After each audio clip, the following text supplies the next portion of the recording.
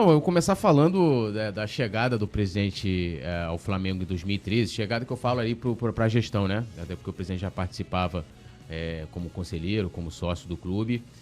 No livro do Rodrigo Capello, ele conta ali o futebol como ele é. Ele dá alguns bastidores ali sobre a reestruturação do Flamengo. E eu queria que o senhor explicasse um pouco como foram as primeiras medidas já ali no momento de transição da gestão da Patrícia para vocês. Que se falasse um pouco, pode dar detalhes aqui, o senhor vai ter todo o espaço para falar do início da reestruturação do Flamengo. No livro em questão, ele conta ali que no dia da posse, o senhor antes foi, acho que junto com Toches, né, no Banco Central, alguma coisa assim. Na Procuradoria da Fazenda Nacional. Isso aí. E aí, se você quiser contar um pouquinho dos bastidores dessa reestruturação do Flamengo, os primeiros dias ali na chegada em 2013, como é que foi encontrar o clube? Devia ser um caos, imagino eu. Era um caos, E já que você falou no livro do Rodrigo Capello, e a gente estava falando em livro aqui, é um livro que eu recomendo. Também, muito bom. Para quem gosta de futebol, e o capítulo sobre o Flamengo, que é o último capítulo do livro, ele termina o livro, né, como principal, ele vai deixando melhor para o final. E é um capítulo assim bastante interessante e que ele retrata com muita fidelidade, né, aquele período que a gente passou aí no Flamengo. Inclusive, né, alguns episódios que ficam sempre controvertidos, que as pessoas vão lá e contam uma mentira e tal. Né, o Rodrigo foi lá, pesquisou tudo sobre aquela caso da cisão lá do nosso grupo em 2015, ele conta direitinho tudo. E recomendo. E esse episódio que ele cita foi no dia da posse. Eu não tinha nem tomado posse formal ainda, mas no dia da posse, quer dizer, não tinha assumido a presidência do Flamengo, mas a solenidade de posse, né, foi no dia 27 de dezembro de 2012 ainda, à noite, e à tarde nós tínhamos marcado uma reunião na Procuradoria-Geral da Fazenda Nacional, ali na Avenida Presidente Antônio Carlos, naquele prédio que é conhecido como Ministério da Fazenda, né? Porque outrora foi o Ministério da Fazenda. A ideia da reunião era tentar entender um pouco a situação, né? Ver o tamanho da encrenca em que a gente estava metido. Né? Porque a gente sabia que o Flamengo estava devendo 3, 4 meses de salário, que estava com as receitas penhoradas, por débito com a Fazenda Nacional. Então, vamos lá na Procuradoria tentar entender o que era. E eu já estava pensando, né, em fazer um discurso, vamos dizer, dramático, né, porque a gente sabia que o Flamengo estava numa situação que requeria muitos sacrifícios.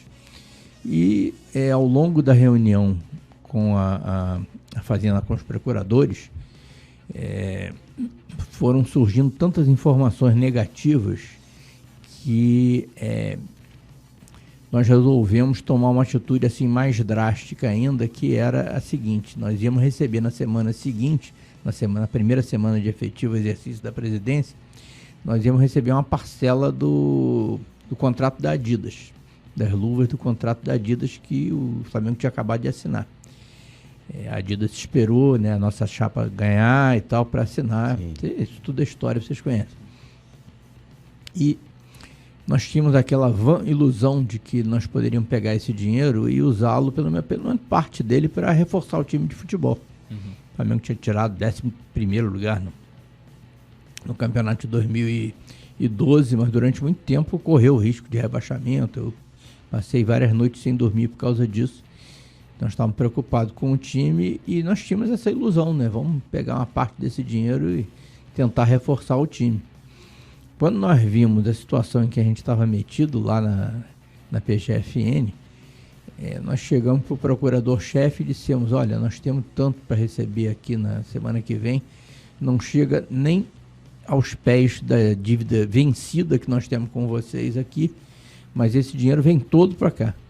Não vai nem esquentar lá no Flamengo. Nós vamos pegar o dinheiro e trazer aqui e quitar uma parte dos nossos débitos, só para vocês saberem que vocês estão lidando com pessoas sérias daqui para frente. E aí, que era efetivamente, né, a dívida do Flamengo era basicamente proveniente de apropriação indébita, né, que é aquele dinheiro que você recolhe do seu funcionário, do seu atleta, do imposto de renda ou da contribuição previdenciária, você recolhe com a obrigação de repassar isso, né, para o órgão arrecadador. E ali, presidente, o senhor está falando somente das dívidas fiscais, de impostos, né? Estamos falando só imposto de renda e contribuição previdenciária, né? Mas era basicamente a grande parcela, né, da dívida do Flamengo era basicamente isso, né? Porque você vai dizer, não, o Flamengo é uma associação sem fins lucrativos, ele está isento de impostos. Como é que ele pode dever impostos? Né? Porque não era o imposto do Flamengo, era o imposto meu, seu, né, dele, né, de quem prestasse serviço para o Flamengo, quem trabalhasse no Flamengo, que deveria ser pago, e o Flamengo pegava esse dinheiro e embolsava. Então isso é crime, é apropriação indébita. Então, e o Flamengo tinha feito também um acordo lá atrás da Time Mania, em 2007, que pegou esse débito todo e dividiu em parcelas e tal, e simplesmente não estava cumprindo, por isso que as receitas estavam pioradas. Então, quando nós vimos a extensão do dano, né, o tamanho da encrenca, o sinal, né, que era amarelo passou a ser vermelho. Aí eu pensei, não, o meu discurso de posse vai ser mais dramático ainda.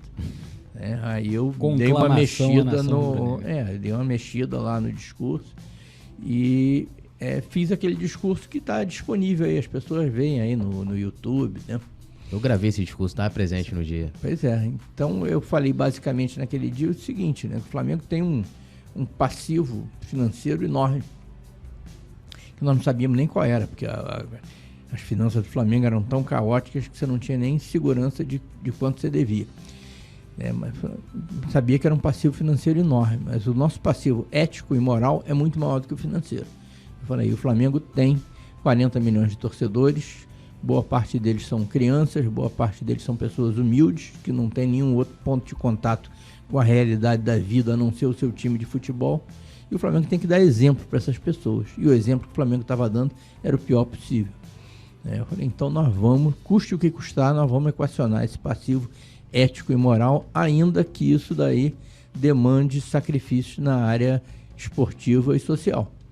Então ali estava dado o recado, né? Quer dizer, vamos ter que sofrer. E efetivamente, né, aí o Rodrigo Capello conta essa história toda e a partir daí a gente começou a sofrer. Né? E aí vieram aqueles episódios lá do Wagner Love, que todo mundo conhece, né? Como é que foi esse episódio? O senhor poderia contar esse bastidor? Porque o Wagner Love seria hoje, vamos, sei lá, comparar hoje, seria como se fosse o Gabigol.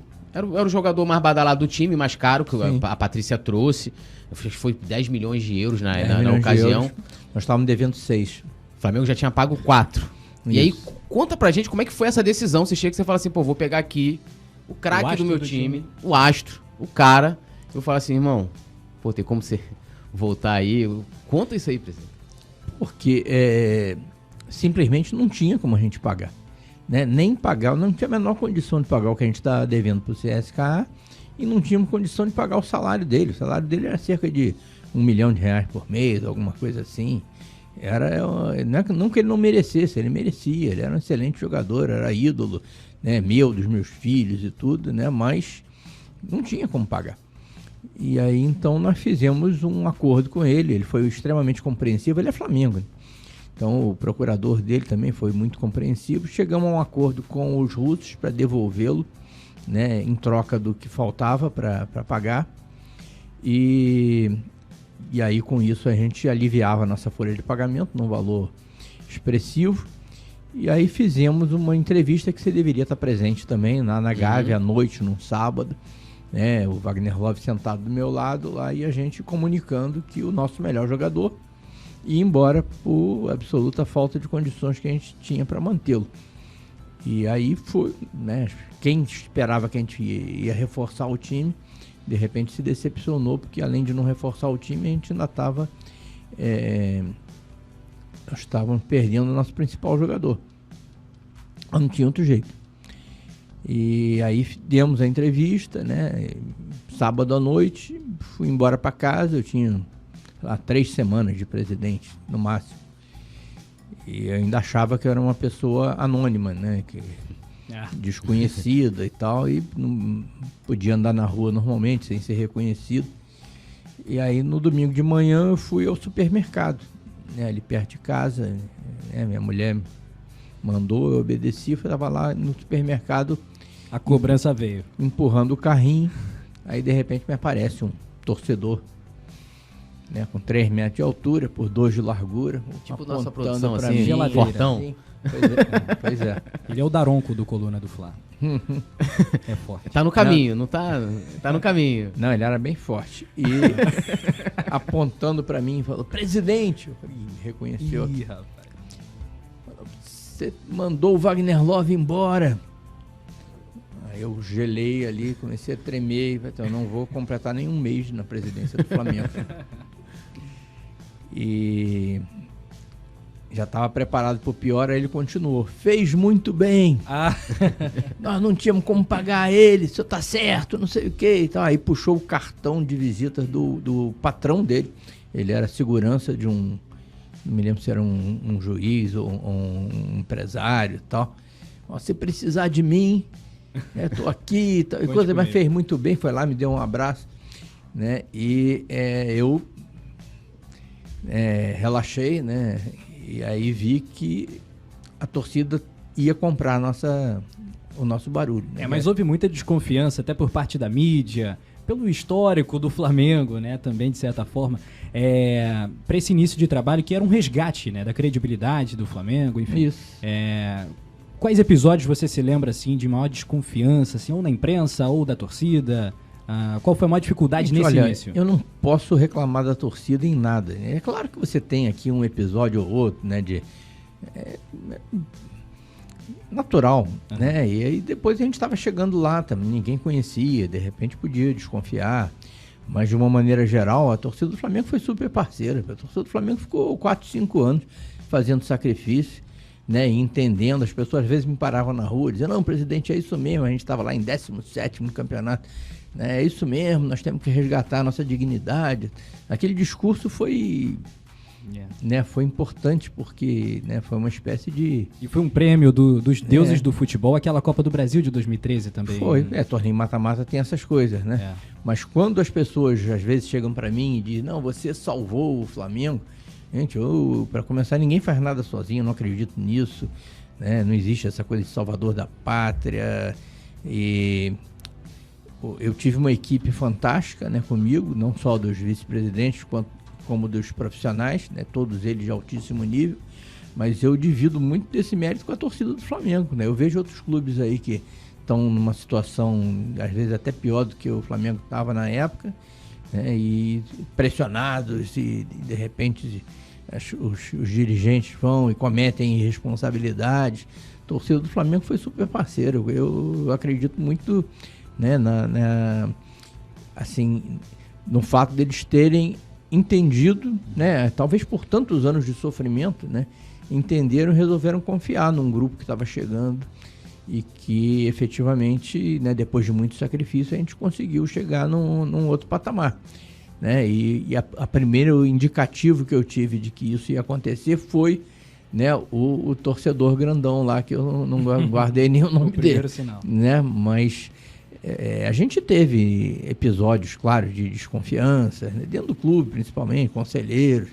Lembro quando a gente conseguiu emitir a certidão negativa, lá para abril, maio de 2013, nós conseguimos, fechamos um acordo dramático lá com a PGFN, que a gente não sabia nem se a gente ia ter condição de cumprir, mas aí já tínhamos pago 80 milhões de reais de dívida vencida, né, e aí liquidamos as dívidas vencidas, né? Que tinha foi uma com dívida dinheiro da Adidas, né? Com dinheiro da Adidas, com dinheiro que a gente economizou do Wagner Love, da piscina, de tudo, né? Juntamos tudo ali, né? E íamos pagando a dívida, né? O Fla em dia, né? Eu paguei alguns DARF também. Pois é. E eu guardo até hoje o meu DARF lá. E aí quando a gente pagou, conseguimos graças a esses 80 milhões, nós conseguimos emitir a certidão negativa, e com a certidão negativa você tem direito de acessar recursos da Lei de Incentivo ao Esporte e obter patrocínio de empresas estatais. Aí nós fechamos o contrato com a Caixa Econômica. Né? E a Caixa Econômica dava para a gente, naquele contrato, 25 milhões por ano. Aí teve um conselheiro do Flamengo que escreveu naquele linha de passe rubro-negra, você conhece, né? Sabe o que é isso, né? disse que eu era um otário, porque eu estava pagando 80 milhões de dívida para ganhar 25. Ele fez a conta, 80 é maior que 25, esse cara é um otário. Né? E tinha aquelas acusações também, que boa parte dos acusadores estão aí hoje no Flamengo mandando, né, dizendo, você está trocando dívida pública por dívida privada. Você lembra dessa? Lembro. Isso é uma idiotice assim meridiana, trocar dívida pública, como se o Flamengo tivesse dívida pública. Quem tem dívida pública é o setor público, né? O Flamengo devia ao setor público por apropriação indébita. Então, provavelmente quem dizia isso, que a gente estava trocando dívida pública, que a gente estava sacando, né, empréstimos em banco para poder, né, pagar a nossa dívida com o governo, e eles achavam que isso era uma besteira, porque considerava que uma maneira boa de se financiar era atrasar impostos, né? Era atrasar não recolher os impostos, né, do qual você era um fiel depositário. Então tinha muito essa coisa, né? Estão trocando dívida pública por dívida privada. Até na campanha de presidência de 2015, né, teve lá um candidato que veio com essa, né? Vocês estão... É um absurdo. 3 anos depois ainda ouvíamos isso, né? Tem gente que a cabeça dura às vezes demora a entender, né? Ou de repente não entende até hoje. Também. Né? Mas é isso aí, né? Reação a gente sempre tem. Na imprensa também, teve jornalista que não acreditou, né? Então, não, isso daí é fogo de palha, não. Quero ver até na hora da primeira derrota, vão esquecer isso tudo. Aí foi passando tempo, né? Hoje eles acreditaram que tinha gente séria lá. Assim, há uma vamos dizer assim, uma tentativa muitas vezes de diminuir a sua participação dentro desse processo de reestruturação do Flamengo, que eu acho extremamente injusto. De qualquer pessoa, acho que aquele grupo ali inicial, né, a gente vai falar depois dessas divisões e tal, foi muito importante para o Flamengo em todo sentido. E a chegada do senhor, por mais que tenha sido depois, né, dali da situação do Valim, da impugnação do Valim e do Landim, para quem não lembra, foi importante, porque havia uma dificuldade, né, para encontrar um outro nome. Tinha alguns nomes que não podiam e tal, porque aquela coisa toda, o senhor cumpria os requisitos na época. Eu queria que o senhor explicasse pra gente, no papel de presidente, onde você participou, principalmente nesse início, em que o Bandeira, como presidente, foi importante para essa reestruturação. Talvez, se quiser especificar um episódio ou vários episódios aqui, ou uma decisão tomada, que o senhor poderia ter, por exemplo, falado, vou pegar esse dinheiro aqui da Adidas e vou comprar jogador, não vou devolver o Wagner Love, poderia ter feito o contrário, se fosse aí na onda desse candidato de 2015 que achava que, né, sobre essa questão da dívida.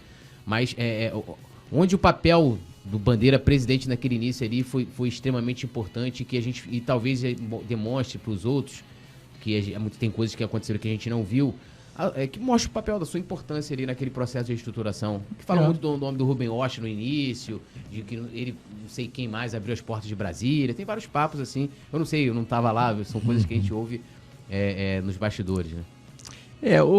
Bem, Túlio, eu não estou interessado em ficar enaltecendo a minha participação e tal.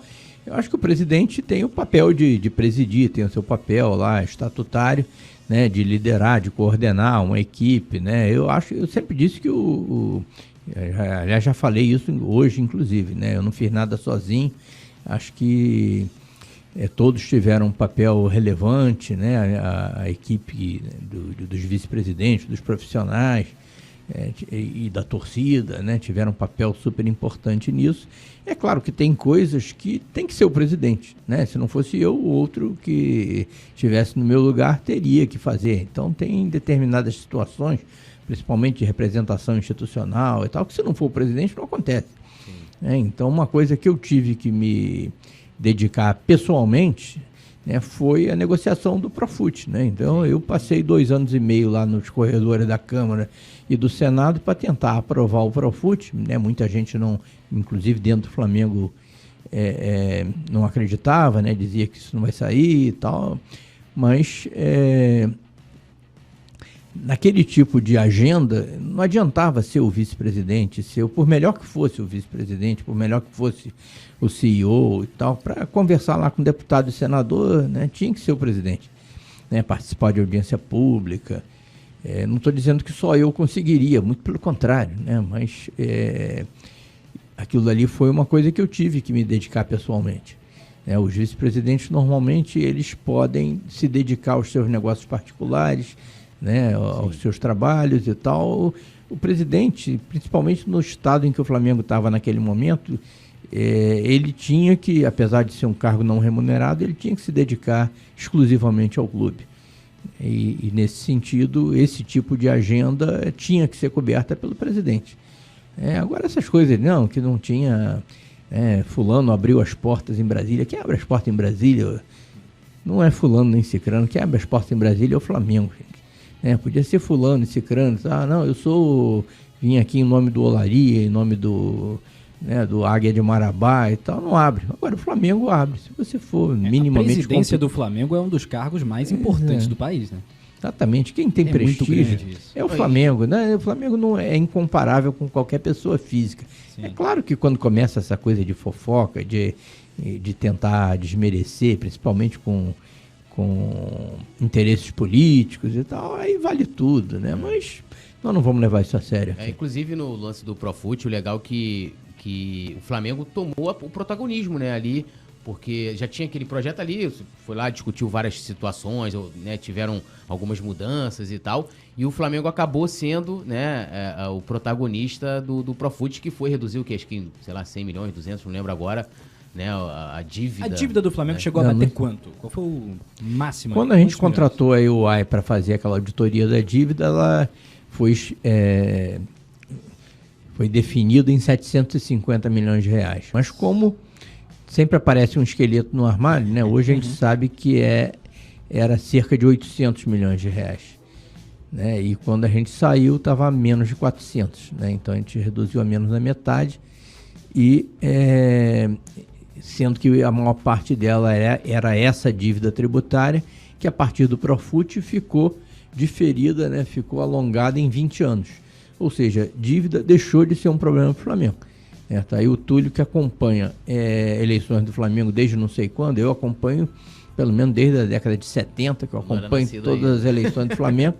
E toda vez que você vê lá uma disputa eleitoral, debate e tal, o principal assunto numa eleição do Flamengo era sempre a dívida.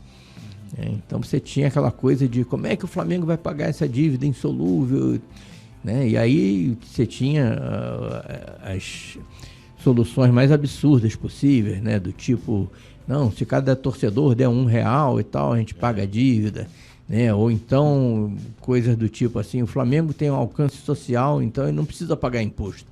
Como se o Flamengo estivesse pagando imposto, ele está simplesmente deixando de recolher o imposto dos outros. Né? Mas então o Flamengo não tem nada que pagar imposto e tal, isso eu vou lá em Brasília e resolvo, não sei o que. E foram passando os anos e todas as eleições de 2 em 2 anos, depois de 3 em 3 anos, toda vez o principal assunto numa eleição do Flamengo era como vai pagar a dívida. Nas últimas eleições do Flamengo, 2018, 2021, vocês descobriram as eleições, alguém falou em dívida, em como vai pagar a dívida? Por quê? Porque esse problema acabou. Sabe aquela coisa? Seus problemas acabaram. Nossos problemas de dívida acabaram. Né? E acabaram, né, da maneira mais simples possível. Nós pagamos, né, e resolvemos a questão da dívida tributária através do mecanismo, o Profut, que não tem nada de benesse, não tem nada de que a gente possa se envergonhar. Ao contrário, é um mecanismo que garantiu à Fazenda Nacional a resolução de um crédito que era insolúvel. Então, boa parte dos clubes, os que estão pagando o Profut regularmente, tinha uma dívida que a Fazenda não ia ver a cor daquele dinheiro por absoluta falta de condições para ser pago. E não, está sendo pago com juros, com encargos, tudo direitinho.